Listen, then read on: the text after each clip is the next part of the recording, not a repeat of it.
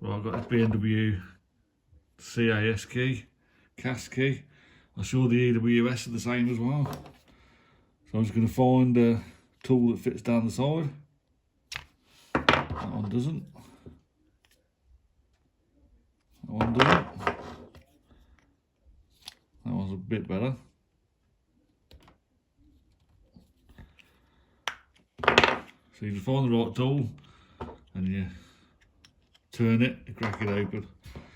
So that's what's inside of one. Battery should be at the back. Doesn't tell you what size. 2025, CR 2025. So that's it, easy to get into if you've got the right tools. If you ain't using a Swiss Army knife or something like that.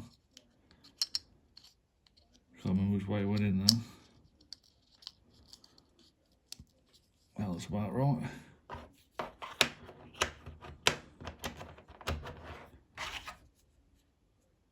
Yep. When you put it back together, just push it together and push it hard. That's it.